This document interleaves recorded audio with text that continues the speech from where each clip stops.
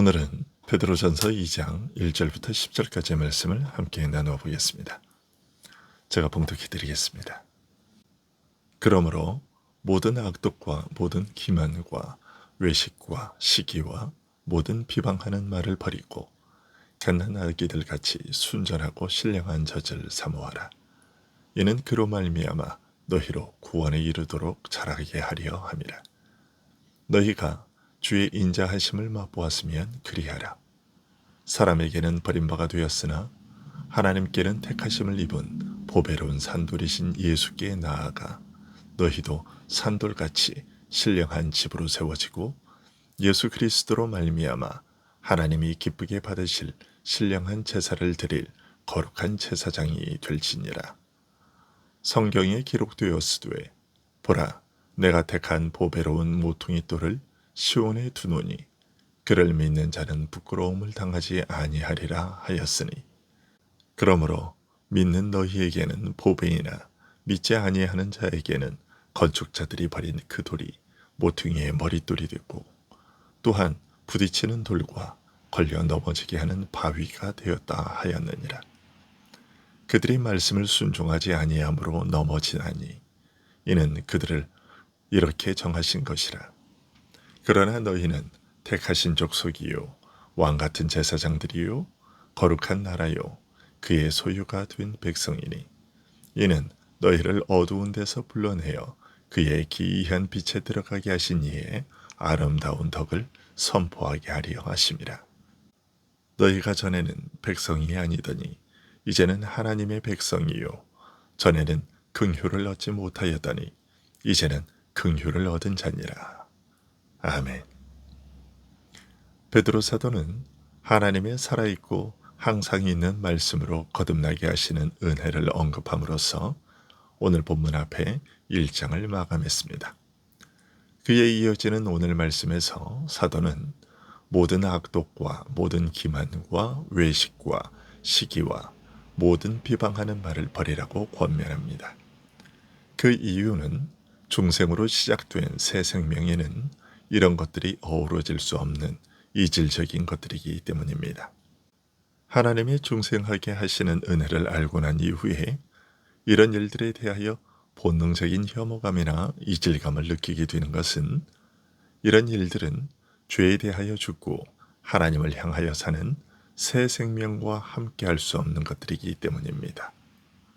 하나님께서 주신 새 생명은 선한 것을 사모하며 선한 것을 편하게 느낍니다. 진실하신 하나님으로 난 새 생명이기 때문에 진리를 기뻐할 뿐 거짓과 함께하지 못합니다. 그렇기 때문에 악독과 기만과 외식과 시기와 비방하는 말 등을 버리라고 하는 것이죠. 대신에 2절의 말씀처럼 갓난아기들 같이 순전하고 신령한 젖을 사모하라. 이는 그로 말미암아 너희로 구원에 이르도록 자라게 하려 함이라고 말합니다. 갓난아기와 젖이라는 말은 앞에 언급된 중생을 염두에 둔 표현입니다. 중생은 신자에게 있어서 새로운 삶의 시작과 출발일 뿐 완성이 아니며 또한 장성한 상태에 이르기까지는 지금 막 태어난 젖먹이가 자라 성인이 될 때까지 걸리는 시간만큼 오랜 자람과 성숙의 과정이 필요합니다. 갓난아이와 젖이라는 단어는 이런 사실을 일깨우기 위해 사용된 것입니다. 어떤 이들은 중생이 마치 믿음의 완성이요 종결인 것처럼 생각하고 말하고 행동합니다. 하지만 중생은 새 생명과 새 삶의 시작과 출발점이며 지금부터 걸어가야 할 길은 멀고 오랜 길입니다. 그런 영적 자람과 성숙을 이루게 하는 신령한 양식을 먹고 자라기를 사모하고 소원하라는 것입니다. 사도는 너희가 주의 인자하심을 맛보았으면 그리하라고 말합니다. 주의 인자하심과 선하심을 맛본 자라면 그렇게 행동하는 것이 지극히 마땅하다는 것이죠. 더욱이 순전하고 신령한 젖, 즉 더럽혀지지 않고 순전한 영적 양식을 사모하라고 말합니다. 우리 영혼을 먹여 살게 할 양식인 하나님의 말씀이 사람의 죄된 생각과 오해로 왜곡되고 변질되어 우리를 영적으로 자라게 하는 대신 오히려 독초와 같이 영혼을 상하게 하고 해칠 위험이 없지 않습니다.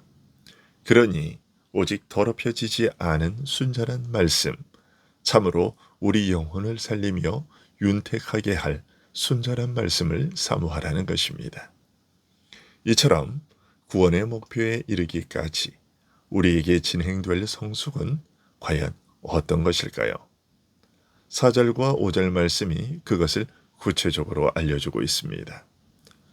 중생과 함께 시작되는 영적 성장은 먼저 사람들에게는 쓸모없는 돌로 취급당하여 버림받았지만 하나님으로부터는 귀중한 돌로 택함받으신 그리스도에게로 끊임없이 나아가는 것이라고 말합니다.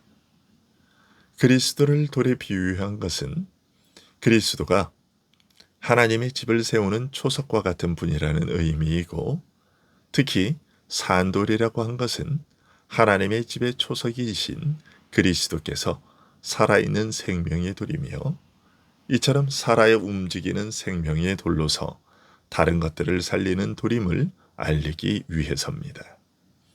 이처럼 그리스도께서는 하나님의 집을 생명이 충만한 곳이 되게 하시는 돌이시기 때문에 우리 믿는 자들은 이런 그리스도에게로 끊임없이 나아감으로써 우리 자신이 또한 생명의 돌이 되어 영적 생명이 충만한 성전으로 지어져 간다고 5절은 말합니다.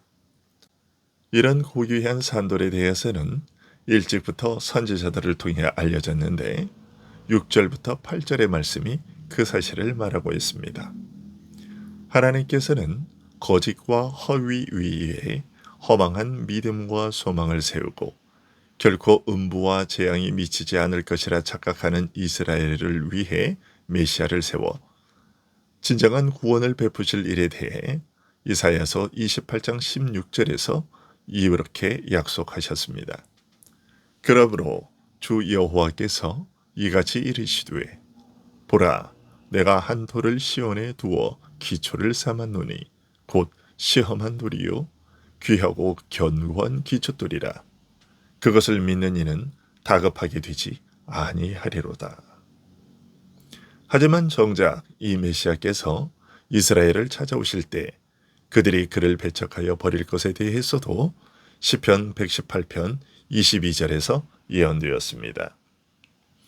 건축자가 버린 돌이 집 모퉁이의 머릿돌이 되었나니 그 결과 이스라엘의 구원을 위해 세우신 이 귀중한 돌이 오히려 그들을 파괴하는 돌이 될 것이며 예루살렘 거민에게는 함정과 올무가 될 것이라고 이사야서 8장 14절에 예언되었습니다.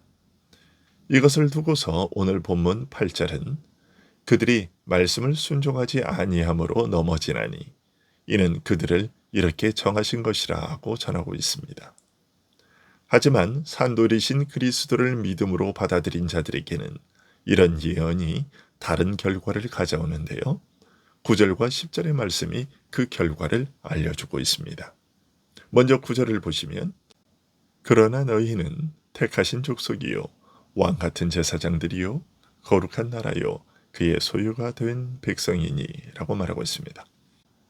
우리 믿는 자들의 경우에 하나님의 택하심은 믿지 않는 자들과는 전혀 달라서 우리로 하여금 은혜로 택하신 족속이 되게 하셨다고 말합니다. 제사장 왕국이요 거룩한 민족이요 하나님께서 자기의 특별한 소유로 삼으신 백성의 지위를 얻게 하셨다고 말하고 있습니다.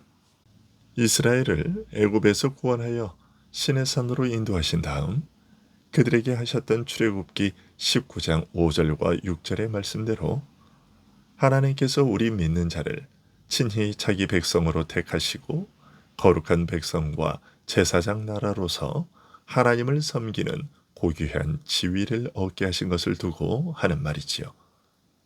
그러면 하나님께서 우리 믿는 자에게 이런 풍성한 은혜를 베푸신 목적은 무엇일까요? 9절에서 사도는 이렇게 말합니다. 이는 너희를 어두운 데서 불러내어 그의 기이한 빛에 들어가게 하신 이의 아름다운 덕을 선포하게 하려 하심이라.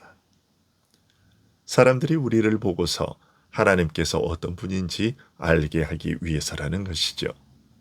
또한 10절에서 이렇게 말합니다.